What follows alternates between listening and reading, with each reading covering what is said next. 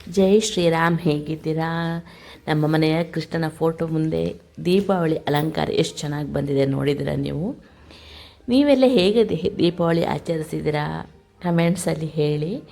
ಆನಂತರ ಗೋಪೂಜೆ, ಸೋದೆ ಮಠದಲ್ಲಿ ನಡೆದಂತಹ ಗೋಪೂಜೆಯನ್ನು ನೀವು ನೋಡ್ಬೋದು. ಇಲ್ಲಿ ನಾನು ಅಲ್ಲಿದ್ದೆ, ವಿಡಿಯೋ ರೆಕಾರ್ಡಿಂಗ್ ಮಾಡ್ಕೊಂಡು ಬಂದಿದ್ದೀನಿ. ಕಳೆದ ವರ್ಷ ಕೂಡ ನಾನು ರೆಕಾರ್ಡಿಂಗ್ ಮಾಡ್ಕೊಂಡು ಬಂದಿದ್ದೀನಿ, ನೋಡ್ಬೋದು ನೀವಿಲ್ಲಿ. ಮಂಗಳಾರತಿನ ನೋಡ್ಕೊಂಡು ಬನ್ನಿ. ಇವತ್ತು ತುಂಬ ವೆರೈಟಿ ಆಫ್ ರೆಸಿಪೀಸ್ ತೊಗೊಂಬಂದಿದ್ದೀನಿ. ಸ್ವೀಟ್, ಖಾರ ಅಂತಂದ್ಬಿಟ್ಟು ಈ ದ್ವಿದಳ ವ್ರತಕ್ಕೆ ಆಗಿ ಬರುವಂಥದ್ದು.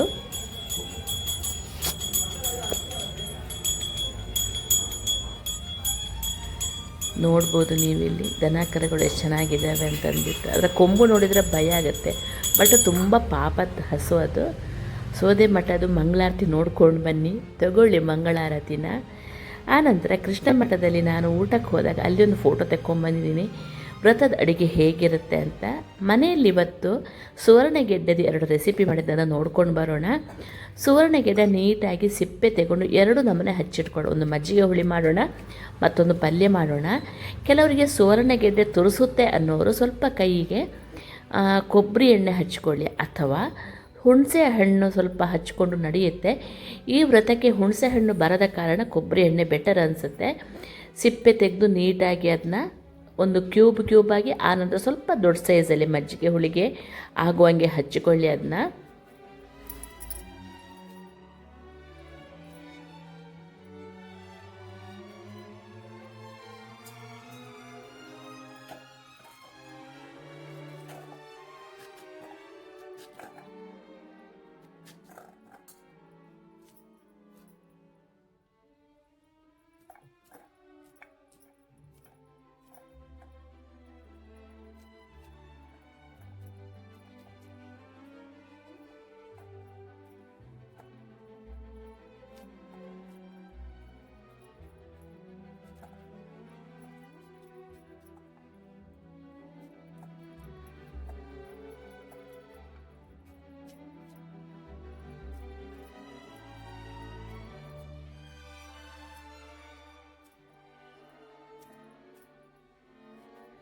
ಫಸ್ಟ್ ಪಲ್ಯಕ್ಕೆ ಹೆಚ್ಕೊಂಡಿದ್ದನ್ನು ಅದನ್ನ ಕುಕ್ಕರಲ್ಲಿ ಹಾಕಿ ನಾನು ಬೇಯಕ್ಕಿಟ್ಟೆ, ನೋಡ್ಬೋದು.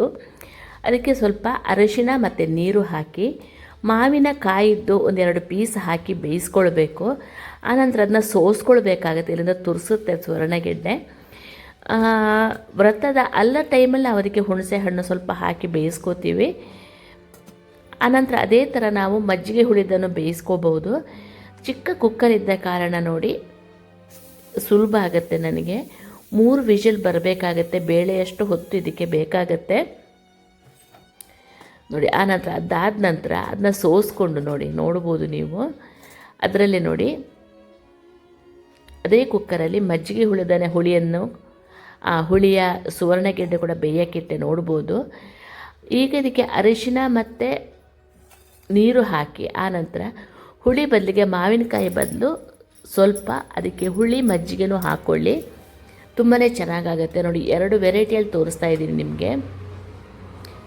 ಆನಂತರ ಪಲ್ಯಕ್ಕೆ ಒಂದು ಒಗ್ಗರಣೆ ಹಾಕೋಣ. ಬಾಣಲಿಗೆ ಸ್ವಲ್ಪ ಎಣ್ಣೆ ಹಾಕಿ, ಎಣ್ಣೆ ಸ್ವಲ್ಪ ಜಾಸ್ತಿ ಬೇಕಾಗುತ್ತೆ ಈ ಸುವರ್ಣಗೆಡ್ಡೆಗೆ ಆದಾಗ. ಒಂದು ಗ್ಯಾಸು ಮತ್ತು ತುರಿಸೋದಕ್ಕೆಲ್ಲ ಒಳ್ಳೆಯದಾಗತ್ತೆ. ನಾನು ತೆಂಗಿನಕಾಯಿ ಹಾಕದ ಕಾರಣ ಸ್ವಲ್ಪ ಎಣ್ಣೆ ಜಾಸ್ತಿ ಹಾಕಿದ್ದೀನಿ ನಾನು. ಜೀರಿಗೆ ಚಟಪಟ ಆದ ನಂತರ ನೋಡಿ ಅದನ್ನ ಸೋಸಿದ್ದನ್ನು ಸುವರ್ಣಗೆಡ್ಡೆನ ಹಾಕ್ಕೊಳ್ಳಿ. ಈ ವಿಡಿಯೋ ಮಾಡಿ ಆ್ಯಕ್ಚುಲಿ ತುಂಬ ದಿವಸ ಆಯಿತು, ನನಗೆ ಹಾಕಲಿಕ್ಕೆ ಆಗಿಲ್ಲ ನೋಡಿ. ಉಪ್ಪು ಮತ್ತು ಜೀರಿಗೆ ಪುಡಿ, ಆನಂತರ ಮಾವಿನಕಾಯಿ ಹಾಕ್ಕೊಂಡಿದ್ದೀನಿ, ಕಾಣ್ಬೋದು. ಸ್ವಲ್ಪ ನೀರು ಹಾಕಿ ಒಂದು 5 ನಿಮಿಷ ಮುಚ್ಚಿ ಬೇಯಿಸಿಟ್ಕೊಳ್ಳಿ, ಅದನ್ನ ಬೇಯಕ್ಕಿಟ್ಬಿಡಿ. ಆನಂತರ ಬೆಲ್ಲ ಹಾಕಿ ಒಂದು ಮಗಚಿ ನೀರು ಆವಿ ಆಗೋ ತನಕ ಒಂದು ಬೇಯಿಸಿದರೆ ಹಾಗೇ ಬಿಟ್ಟು ಬೆಂದಿದೆ. ಅದು ನೀರು ಎಳ್ಕೋಬೇಕಲ್ವ, ಪಲ್ಯ ಅಲ್ವಾ, ಆದ ಕಾರಣ ಪಲ್ಯ ರೆಡಿಯಾಗಿಬಿಡ್ತು. ನೀರು ಆವಿ ಆಗೋ ತನಕ ಕಾಯಿಸಿದರೆ ಸರಿ. ಆನಂತರ ಒಂದು ಪಾತ್ರೆಗೆ ಬರೀ ತೆಂಗಿನಕಾಯಿನ ರುಬ್ಕೊಳ್ಬೇಕು. ಅದಕ್ಕೆ ಸ್ವಲ್ಪ ಉಪ್ಪು ಹಾಕಿ ಕುದಿಯೋಕ್ಕಿಡಬೇಕು. ಇದು ಮಜ್ಜಿಗೆ ಹುಳಿಗೆ. ಕುದೀತು ಅಂದಾಗ ಆ ಬೇಯಕ್ಕಿಟ್ಟಿದ್ವಲ್ಲ ಮಜ್ಜಿಗೆ ಹುಳಿಗೆ ಸುವರ್ಣಗೆಡ್ಡೆ, ಅದನ್ನ ಹಾಕ್ಕೊಂಡು ಒಂದು ಕುದಿ ಬರಿಸ್ಬೇಕು ಫಸ್ಟ್. ನೋಡಿ ಇದು ಕುದಿ ಬಂದ ನಂತರ ಸುವರ್ಣಗೆಡ್ಡೆ ಹಾಕಿಕೊಳ್ಳಿ. ಅದಕ್ಕೆ ಒಂದು ಸ್ವಲ್ಪ ಕುದಿ ಬರಲಿ, ಉಪ್ಪು ಎಲ್ಲ ಕಡಿ ಎಳ್ಕೊಳ್ಳಿ. ಆನಂತರ ಅದಕ್ಕೆ ಸ್ಟವ್ ಆಫ್ ಮಾಡಿ ಮಜ್ಜಿಗೆನ ಹಾಕ್ಕೊಳ್ಬೇಕು. ಹುಳಿ ಮಜ್ಜಿಗೆ ಆದರೆ ತುಂಬಾ ಚೆನ್ನಾಗಾಗುತ್ತೆ, ಇಲ್ಲಾಂದರೆ ಸ್ವಲ್ಪ ತುರಿಸ್ಬೋದು. ನಾನು ಸ್ವಲ್ಪ ಮಜ್ಜಿಗೆ ಹಾಕಿದ್ದು ಕಡಿಮೆ ಆಗಿತ್ತು. ಹುಳಿ ಮಜ್ಜಿಗೆ ಆದರೆ ಬೆಟರ್ ಇದಕ್ಕೆಲ್ಲ. ಆನಂತರ ಒಂದು ಜೀರಿಗೆಯಲ್ಲಿ ಒಗ್ಗರಣೆ ಕೊಟ್ಟರೆ ನಮ್ಮದು ಇದು ರೆಡಿ ಆಗಿಬಿಡ್ತು ಮಜ್ಜಿಗೆ ಹುಳಿ. ತುಂಬಾ ಟೇಸ್ಟಿಯಾಗಿ ಬರುತ್ತೆ. ನಿಮಗೆ ಬೇಕಂದರೆ ಪೆಪ್ಪರ್ ಪುಡಿನೂ ಸ್ವಲ್ಪ ಹಾಕೋಬೋದು. ನೋಡಿ ಪಲ್ಯ ಎಷ್ಟು ಯಮ್ಮಿಯಾಗಿ ಕಾಣ್ತಾ ಇದೆ, ನೀವು ಕಾಣ್ಬೋದು. ನೋಡಿ ನನ್ನ ಮಧ್ಯಾಹ್ನದ ಊಟ ಒಂದು ದಿವಸದ್ದು ರೆಡಿ ಆಯಿತು. ಆನಂತರ ಕೆಲವರು ಕಮೆಂಟ್ಸಲ್ಲಿ ಹೇಳಿದರು ನನಗೆ ಬಿಳಿ ಹರಿವೆ ಬರುತ್ತೆ ಮೇಡಮ್ ಅಂತಂದ್ಬಿಟ್ಟು. ನನಗೆ ಸ್ವಲ್ಪ ಹೊಟ್ಟೆ ಉರಿ ಬಂದ ಕಾರಣ ನನಗೆ ಕೆಂಪು ಹರಿವೆ ಬಿಟ್ಟು ಬಿಳಿ ಹರಿವೆ ಇಲ್ಲಿ ಅಷ್ಟೊಂದು ಸಿಗೋದಿಲ್ಲ. ಅದಕ್ಕೆ ನಾನು ಅದರ ಮಜ್ಜಿಗೆ ಹುಳಿ ಮಾಡ್ತಾಯಿದ್ದೀನಿ, ನೋಡ್ಬೋದು. ಅದಕ್ಕೆ ಸ್ವಲ್ಪ ಒಂದು ಗೆಣಸು ಹಾಕ್ಕೊಳ್ಳೋಣ, ಸ್ವಲ್ಪ ದಪ್ಪನೂ ಬರುತ್ತೆ, ಟೇಸ್ಟು ಚೆನ್ನಾಗಿರುತ್ತೆ ಅಂತ. ಗೆಣಸನ್ನು ನೀಟಾಗಿ ಹಾಕ್ಕೊಂಡು ಬಾಣಲಿಗೆ ಹಾಕ್ಕೊಂಡು ನೀರು ಹಾಕಿ ಅರಿಶಿನ ಹಾಕಿ ಬೇಯಿಸ್ಕೊಳ್ಳಿ.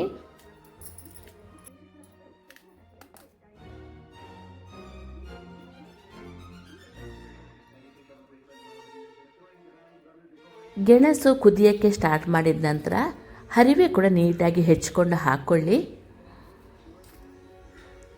ತುಂಬಾ ಚೆನ್ನಾಗಿ ಬರುತ್ತೆ ಆಯಿತಾ ಇದರ ಮಜ್ಜಿಗೆ ಹುಳಿ. ನನಗೆ ಯಾರೋ ಕೃಷ್ಣ ಮಠದಲ್ಲಿ ಹೇಳಿದ್ರು ಮಜ್ಜಿಗೆ ಹುಳಿ ತುಂಬ ಚೆನ್ನಾಗಾಗುತ್ತೆ, ಮಾಡಿ ನೋಡಿ ಅಂತಂದ್ಬಿಟ್ಟು. ಈ ಹೊಟ್ಟೆ ಉರಿ ಬರೋದಕ್ಕೆ ಏನು ಮಾಡಲಿಕ್ಕೆ ಆಗಲಿಲ್ಲ ನನಗೆ. ಜೀರಿಗೆ ಕಷಾಯ ಎಲ್ಲ ಕುಡಿದು ಸಾಕಾಗ್ಬಿಡ್ತು. ಇದು ಆಗೋ ಹೋಗೋ ಮಾತಲ್ಲ ಅಂತಂದ್ಬಿಟ್ಟು ಸ್ವಲ್ಪ ದೇವರಿಗೆ ನಿವೇದನೆ ಮಾಡಿಕೊಂಡು ಇದನ್ನ ತಿಂದಿದ್ದೀನಿ ನಾನು, ನೋಡ್ಬೋದು. ಆನಂತರ ತೆಂಗಿನಕಾಯಿಗೆ ಸ್ವಲ್ಪ ದಪ್ಪ ಅವಲಕ್ಕಿ ಹಾಕ್ಕೊಂಡು ರುಬ್ಕೊಂಡು ಇಟ್ಕೊಳ್ಳಿ. ಇದು ಬೆಂದ ತಕ್ಷಣ ಅದಕ್ಕೆ ಈ ರುಬ್ಕೊಂಡ ತೆಂಗಿನಕಾಯಿನ ಹಾಕ್ಕೊಳ್ಬೇಕು. ನೋಡಿ ಬೆಂದಿದೆ ಅದು.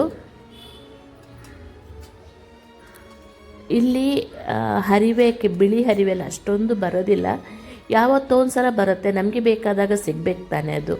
ನೋಡಿ ಇದನ್ನ ಹಾಕ್ಕೊಂಡು ನೀಟಾಗಿ ಮಗಚಿ ಒಂದು ಕುದಿಸ್ಕೊಳ್ಳಿ. ಆನಂತರ ಅದಕ್ಕೆ ಮಜ್ಜಿಗೆ ಹಾಕಿದರೆ ಆಗಿಬಿಡ್ತು. ಯಾವತ್ತೂ ಮಜ್ಜಿಗೆ ಸ್ಟವ್ ಆನ್ ಮಾಡಿಟ್ಕೊಂಡು ಆಮೇಲೆ ಕುದಿಸೋದೆಲ್ಲ ಮಾಡಬಾರ್ದು.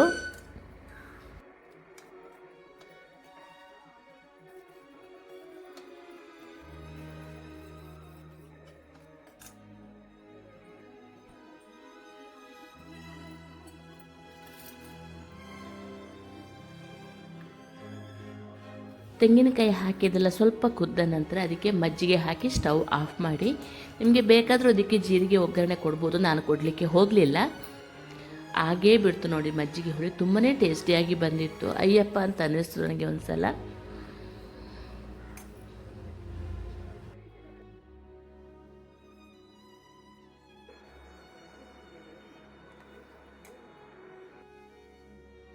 ನೋಡಿ ನನ್ನ ಮಧ್ಯಾಹ್ನದ ರೆಸಿಪಿ ಆಗಿಬಿಡ್ತು. 3-4 ದಿವಸ ನನಗೆ ಯಾಕೋ ಏನೋ ಈ ಕೆಲಸ ಆಗ್ತಾ ಉಂಟು, ಅದಕ್ಕೆ ನಾನು ಒಂದೇ ವಿಡಿಯೋದಲ್ಲಿ ಹಾಕ್ತಾಯಿದ್ದೀನಿ. ಯಾರಿಗೆ ದ್ವಿದಳ ವ್ರತ ಬೇಕು ಅದನ್ನೆಲ್ಲ ಈ ವಿಡಿಯೋನ ಫಾಲೋ ಮಾಡಿ. ಈಗ ನೋಡಿ ನೇಂದ್ರ ಬಾಳೆಹಣ್ಣಿನ ಒಂದು ಪುಡ್ಡಿಂಗ್ ಥರ ಮಾಡೋಣ. ಪುಡ್ಡಿಂಗ್ ಅನ್ನೋದಕ್ಕಿಂತಲೂ ಕಡುಬು ಥರ ಅಂತ ಹೇಳ್ಬೋದು. ನಾನು ಲಾಸ್ಟ್ ಇಯರು ಮಾಡಿದ್ದೀನಿ. ನೇಂದ್ರ ಬಾಳೆಹಣ್ಣನ್ನು ಸ್ಟೀಮಲ್ಲಿ ನೀಟಾಗಿ ಬೇಯಿಸ್ಕೊಳ್ಳಿ. ತುಂಬ ಹಣ್ಣಾಗಿದ್ದರೆ ತುಂಬ ಚೆನ್ನಾಗಿ ಬರುತ್ತೆ ಇದು. ನನ್ನ ಹತ್ರ 4 ಬಾಳೆಹಣ್ಣಿತ್ತು. ಒಂದು ಬೆಳಗಿನ ತಿಂಡಿಗೆ ಆಗಿಬಿಡ್ತು ನನಗೆ. ಸ್ವಲ್ಪ ಸಿಹಿ ಇರುತ್ತೆ ಇದು. ನಿಮಗೆ ಸಿಹಿ ಇಷ್ಟ ಆಗೋ ನೋಡಿ ಈ ಥರ ಮಾಡಿಕೊಂಡು ತಿನ್ಬೋದು. ತರಕಾರಿ ಅದೇ ಫ್ರೂಟ್ಸು ಆಯಿತು. ಫಿಲ್ಲಿಂಗು ತುಂಬ ಚೆನ್ನಾಗಿ ಬರುತ್ತೆ. ಅದನ್ನ ನೀಟಾಗಿ ಸಿಪ್ಪೆ ತೆಗೆದು ಅದನ್ನ ಪುಡಿ ಮಾಡ್ಕೊಳ್ಳಿ. ಪುಡಿ ಮಾಡ್ಕೊಂಡು ಏನು ಗೊತ್ತಾ, ಒಂದು ಚಿಟಿಕೆ ಉಪ್ಪು, ಆನಂತರ ಎಷ್ಟು ಹಿಡಿಸುತ್ತೋ ಅಷ್ಟು ಅದಕ್ಕೆ ಅಕ್ಕಿ ಹಿಟ್ಟನ್ನು ಹಾಕ್ಕೊಂಡು ಒಂದು ಚಪಾತಿ ಹಿಟ್ಟಿನ ಹದಕ್ಕೆ ಕಲಸಿಟ್ಕೊಳ್ಳಿ. ನೀಟಾಗಿ ಇದು ಬಿಸಿಯಲ್ಲೇ ಮಾಡಬೇಕು, ಇಲ್ಲಾಂದರೆ ಅದು ಪುಡಿ ಆಗೋದಿಲ್ಲ. ನೋಡಿ ಹಾಗೇ ಬಿಡ್ತಿದ್ದು. ನಿಮಗೆ ಸಪೋಸ್ ಜಾಸ್ತಿ ಹಣ್ಣಾಗಿರೋ ಸಿಕ್ಕಿಲ್ಲ ಅಂತಂದರೆ ಒಂದು ರೌಂಡ್ ಮಿಕ್ಸಿಗೆ ಹಾಕ್ಕೊಳ್ಳಿ. ಆನಂತರ ಎಷ್ಟು ಹಿಡಿಸುತ್ತೋ ಅಷ್ಟು ಅದಕ್ಕೆ ಅಕ್ಕಿ ಹಿಟ್ಟನ್ನು ಹಾಕ್ಕೊಳ್ಳಿ, ಒಂದು ಚಿಟಿಕೆ ಉಪ್ಪು ಹಾಕ್ಕೊಳ್ಳಿ, ನೀಟಾಗಿ ಕಲಿಸ್ಕೊಳ್ಳಿ. ಸ್ವಲ್ಪ ಕೈಗೆ ಅಂಟ್ಕೊಳ್ಳುತ್ತೆ ಫಸ್ಟ್, ಆನಂತರ ನೀಟಾಗಿ ಬರುತ್ತೆ. ಇದಕ್ಕೆ ಎಣ್ಣೆ ಗಿಣ್ಣೆ ಎದುರು ನೀರು ಏನು ಹಾಕಲಿಕ್ಕೆ ಹೋಗಬೇಡಿ, ಏನು ಅವಶ್ಯಕತೆ ಇರುವುದಿಲ್ಲ ಇದಕ್ಕೆ. ಅಕ್ಕಿ ಹಿಟ್ಟು ಜಾಸ್ತಿ ಹಾಕಿದರೆ ಸ್ವಲ್ಪ ಗಟ್ಟಿಯಾಗುತ್ತೆ, ಹದ ನೋಡ್ಕೊಂಡು ಹಾಕ್ಕೊಳ್ಳಿ. ಎದುರು ನೀರೂ ಹಾಕ್ಕೋಬೇಡಿ, ಆನಂತರ ಅಕ್ಕಿ ಹಿಟ್ಟು ಅತಿ ಹಾಕಬೇಡಿ. ಆನಂತರ ಅದಕ್ಕೆ ಹೂರಣಕ್ಕೆ ಒಂದು ಮಾಡೋಣ. ತೆಂಗಿನಕಾಯಿ ಹೆರ್ದಿಟ್ಕೊಳ್ಬೇಕು. ನಿಮಗೆ ವ್ರತ ಅಲ್ಲ ಅಂತ ಅದಕ್ಕೆ ದ್ರಾಕ್ಷಿ, ಗೋಡಂಬಿ ಇದನ್ನೆಲ್ಲ ಹಾಕಲಿಕ್ಕೆ ಬರುತ್ತೆ, ತುಂಬ ಚೆನ್ನಾಗಾಗುತ್ತೆ ಅದು. ಇವತ್ತು ನಾನು ಏನು ಮಾಡಿದ್ದೀನಿ, ಬೆಲ್ಲ, ತೆಂಗಿನಕಾಯಿ ಮತ್ತು ಎಳ್ಳು, ಬಿಳಿ ಎಳ್ಳು ಹುರಿದಿಟ್ಟಿದ್ದನ್ನು ಹಾಕ್ಕೊಂಡಿದ್ದೀನಿ. ತುಂಬಾ ಚೆನ್ನಾಗಿ ಬರುತ್ತೆ ಇದು ಕೂಡ. ಹಾಕ್ಕೊಂಡು ನೀಟಾಗಿ ಸ್ವಲ್ಪ ತುಪ್ಪ ಹಾಕ್ಕೊಳ್ಳಿ, 1 ಚಮಚಷ್ಟು ತುಪ್ಪ ಹಾಕ್ಕೊಂಡು ಅದನ್ನು ಮಿಕ್ಸ್ ಮಾಡ್ಕೊಳ್ಳಿ. ಮಿಕ್ಸ್ ಮಾಡಿಕೊಂಡು ಕಲಸಿಟ್ಕೊಳ್ಳಿ.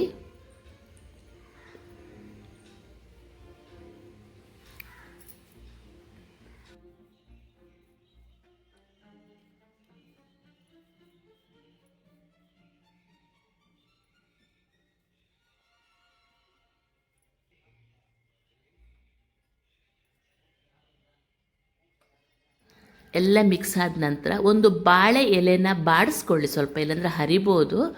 ಅದಕ್ಕೆ ನೋಡಿ, ಈ ನೇಂದ್ರ ಬಾಳೆಹಣ್ಣು ಅಕ್ಕಿ ಹಿಟ್ಟಾಗಿ ಕಲಸಿಟ್ಟಿರ್ತೀವಲ್ಲ, ಅದನ್ನ 3 ಪಾಲು ಮಾಡ್ಕೊಳ್ಳಿ.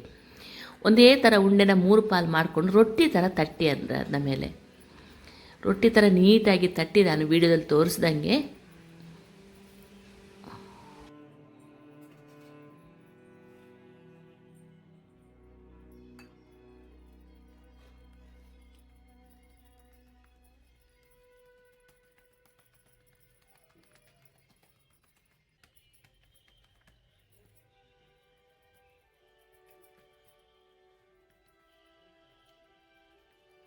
ಆನಂತರ ಇನ್ನೊಂದು ಎಲೆಗೆ ಇದೇ ಥರ ರೊಟ್ಟಿ ತಟ್ಕೊಳ್ಳಿ. ನಿಮಗೆ ಎಲೆ ಇಲ್ಲ ಅಂತಂದರೆ ನೀವು ಪ್ಲಾಸ್ಟಿಕ್ ಕವರ್ ಯೂಸ್ ಮಾಡ್ಬೋದು 2ನೇದಕ್ಕೆ, ಅಥವಾ ಬಟರ್ ಪೇಪರ್ ಆದರೂ ಯೂಸ್ ಮಾಡ್ಬೋದು. ಯಾಕಂದರೆ 2ನೇ ಎಲೆನ ನಾವು ಸ್ಟೀಮಲ್ಲಿಟ್ಟು ಬೇಯಿಸೋಕ್ಕೆ ಬಳಸಲ್ಲ.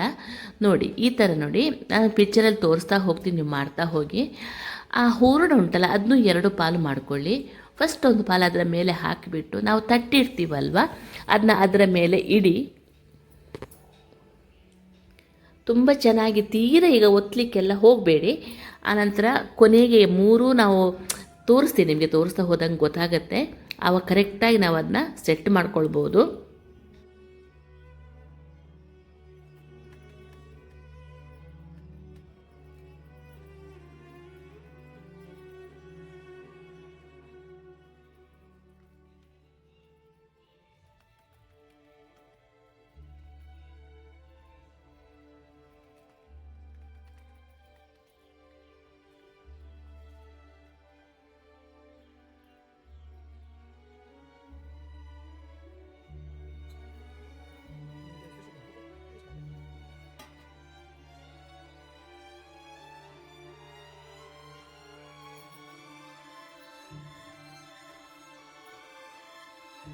ನೋಡಿ, ಈ ಥರ ಇಟ್ಟು ಕರೆಕ್ಟಾಗಿ ಸೀಲ್ ಮಾಡಿಕೊಂಡು ಒಂದು ಸ್ವಲ್ಪ ಒತ್ತಿ ಆಮೇಲೆ ಚಪ್ಪಟೆ ಮಾಡಿಕೊಳ್ಳಿ. ಆವಾಗ ನಿಮಗೆ ಚೆಂದ ಒಂಥರ ಕೇಕ್ ಥರ ಬಂದುಬಿಡುತ್ತೆ. ಅದು ತುಂಬಾ ಚೆನ್ನಾಗಾಗುತ್ತೆ. ಅದು ತಿನ್ನಲಿಕ್ಕೆ ಅಂತೂ ಫಿಲ್ಲಿಂಗ್ ಇರುತ್ತೆ. ಸ್ವೀಟ್ ನಿಮಗೆ ಬೇಕಾದ ಹಾಗೆ ನೋಡಿಕೊಂಡು ಹಾಕ್ಕೊಳ್ಳಿ. ಆ ನಂತರ ಸ್ಟೀಮಲ್ಲಿಟ್ಟು ಬೇಯಿಸಿದರೆ ಆಗಿಬಿಡ್ತು.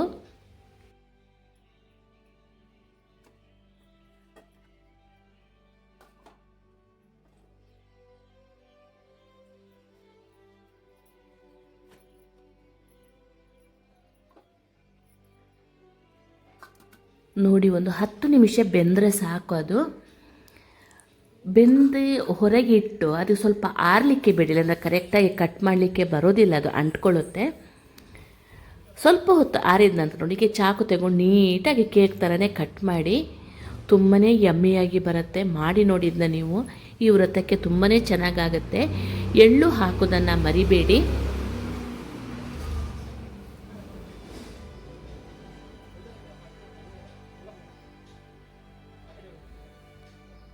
ಎಷ್ಟು ಚೆಂದ ಲೇಯರ್ ಆಗಿ ಬರುತ್ತೆ ಗೊತ್ತಾ. ತಿನ್ನಲಿಕ್ಕೂ ತುಂಬಾ ಚೆನ್ನಾಗಾಗುತ್ತೆ. ಹುಳಿ ಸಿಹಿ ಇರುತ್ತೆ ಇದು. ನೋಡಿ, ಮಗನಿಗೆ ಡಬ್ಬಕ್ಕೆ ಹಾಕಿದೆ ನೋಡ್ಬೋದು. ಡಬ್ಬಕ್ಕೆ ಅದನ್ನೇ ತೊಗೊಂಡು ಹೋಗ್ತಾನೆ ಅವನು. ಆನಂತರ ಒಂದು ಎಳ್ಳಿನ ಚಿಕ್ಕಿ ಮಾಡೋಣ. ನನಗೆ ಸ್ವಲ್ಪ ಗಡಿಬಿಡಿ ಆಯಿತು. ನೋಡ್ಬೋದು, 1 ಕಪ್ ಎಳ್ಳಿಗೆ 1/4 ಕಪ್ಪಷ್ಟು ಬೆಲ್ಲ ಹಾಕ್ಕೊಂಡಿದ್ದೀನಿ ನೋಡ್ಬೋದು. ಎಳ್ಳನ್ನು ಪುಡಿ ಮಾಡಿಟ್ಕೊಳ್ಳಿ ತರಿಯಾಗಿ. ಆನಂತರ ಒಂದು ಬಾಣಲಿಗೆ 1 ಕಪ್ಪಷ್ಟು 1/4 ಕಪ್ಪಷ್ಟು ಬೆಲ್ಲ ಹಾಕ್ಕೊಳ್ಳಿ. 1/4 ಕಪ್ಪಷ್ಟು ನೀರು ಹಾಕ್ಕೊಂಡು ಪಾಕ ಬರೆಸಿ ಅದಕ್ಕೆ ಸ್ವಲ್ಪ ತುಪ್ಪನೂ ಹಾಕ್ಕೊಳ್ಳಿ.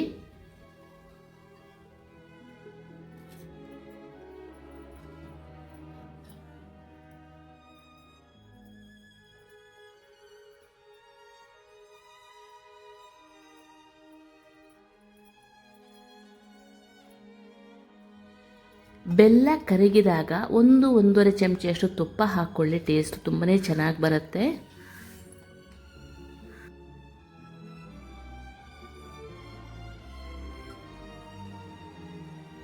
ಒಂದು ತಟ್ಟೆಗೆ ನೀರನ್ನು ಹಾಕಿ ಪಾಕ ಬಂದಿದೆಯಾ ನೋಡ್ಕೊಳ್ಳಿ. ಅದು ಟಣ್ಣಂತ ಶಬ್ದ ಆಗುತ್ತೆ, ಗಟ್ಟಿಯಾಗಿದ್ದು ಗೊತ್ತಾಗುತ್ತೆ. ಆವಾಗ ಒಂದು ಚಿಟಿಕೆ ಸೋಡಾ ಹಾಕಿ ಮಗಚಿ ಕೂಡಲೇ ಅದಕ್ಕೆ ಎಳ್ಳು ಹುರಿದಿದ್ದು ಪುಡಿ ಮಾಡಿದ್ದನ್ನು ಅದಕ್ಕೆ ಹಾಕ್ಕೊಂಡು ಮಗಚಿಕೊಳ್ಳಿ.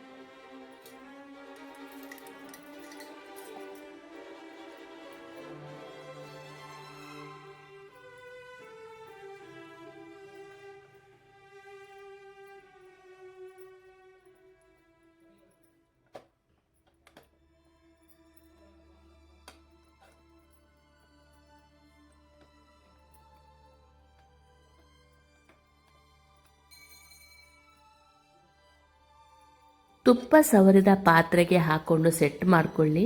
ನನಗೆ ಯಾರೋ ಬಂದರು, ಆವಾಗ ಸ್ವಲ್ಪ ಲೇಟ್ ಆಯಿತು, ಭಜನೆಯವರು ಬಂದಿದ್ದರು, ಸ್ವಲ್ಪ ಪುಡಿ ಆಯಿತು. ಬಟ್ ಟೇಸ್ಟಿಗೆ ಏನು ಮೋಸ ಇರೋದಿಲ್ಲ, ತಲೆ ಕೆಡಿಸ್ಕೊಳ್ಳೋಕ್ಕೆಲ್ಲ ಹೋಗಬೇಡಿ. ಹೆಲ್ತ್ ವೈಸು ತುಂಬಾ ಒಳ್ಳೆಯದು. ಹೇಗಾಯಿತು ಹೇಳಿ ಫ್ರೆಂಡ್ಸ್ ಇವತ್ತಿನ ವೀಡಿಯೋ. ನೋಡಿ ಎಷ್ಟು ಸ್ಮೂತಾಗಿ ಬಂದಿದೆ ಅಂತ ನೋಡ್ಬೋದು ನೀವು. ಹೇಗಾಯಿತು ಹೇಳಿ ಫ್ರೆಂಡ್ಸ್ ಇವತ್ತಿನ ವೀಡಿಯೋ. ಇಷ್ಟ ಆದರೆ ಲೈಕ್ ಮಾಡೋದನ್ನು ಮರಿಬೇಡಿ. Thank you.